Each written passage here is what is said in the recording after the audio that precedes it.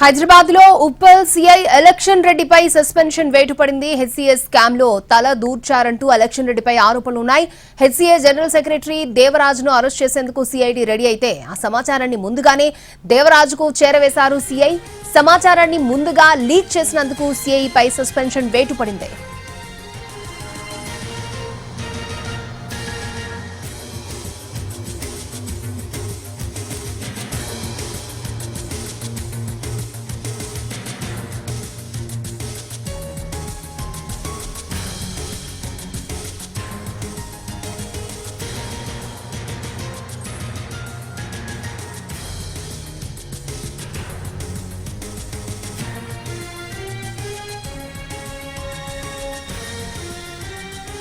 హైదరాబాద్ లో Uppal CI election రెడ్డిపై suspension వేటు పడింది. హెచ్సిఏ స్కామ్ లో తల దూర్చారంటూ ఎలక్షన్ రెడ్డిపై ఆరోపణలున్నాయి. హెచ్సిఏ జనరల్ సెక్రటరీ దేవరాజును అరెస్ట్ చేసేందుకు సిఐడి రెడీ అయితే ఆ సమాచారాన్ని ముందుగానే దేవరాజుకు చేరవేశారు సిఐ.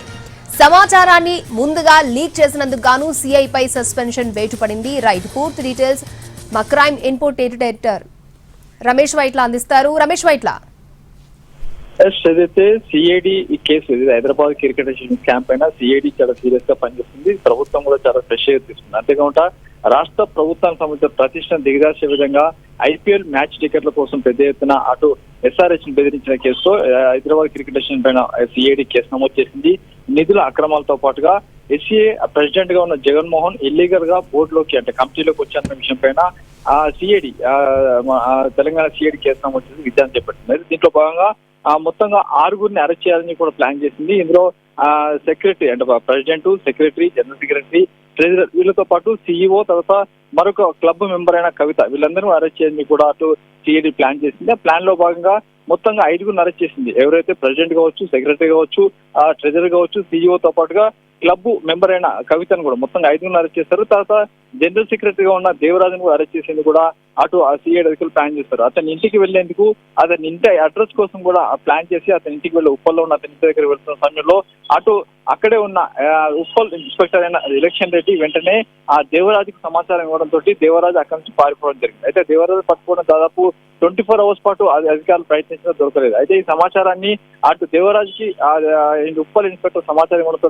అతను పారిపోయాడు. ఇప్పుడు కూడా అటు పోలీసులు చిక్కలేదు. ఈ నేపథ్యంలో దీన్ని సీరియస్ గా తీసుకున్న అటు పోలీసు అధికారులు దీనిపైన ఎంక్వైరీ జరిపారు. జరిపిన తర్వాత రాచకొండ పోలీస్ కమిషన్ సమాచారం ఇచ్చారు.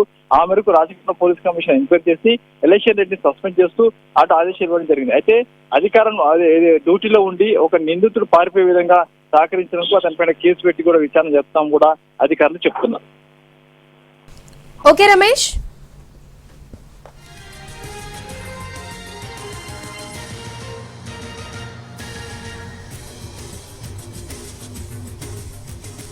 హైదరాబాద్ లో ఉప్పల్ సిఐ ఎలక్షన్ రెడ్డిపై సస్పెన్షన్ వేటు పడింది. హెచ్సిఏ స్కామ్ లో తల దూర్చారంటూ ఎలక్షన్ రెడ్డిపై ఆరోపణలున్నాయి. హెచ్సిఏ జనరల్ సెక్రటరీ దేవరాజును అరెస్ట్ చేసేందుకు సిఐడి రెడీ అయితే ఆ సమాచారాన్ని ముందుగానే దేవరాజుకు చేరవేశారు సిఐ. సమాచారాన్ని ముందుగా లీక్ చేసినందుకు సిఐపై సస్పెన్షన్ వేటు పడింది.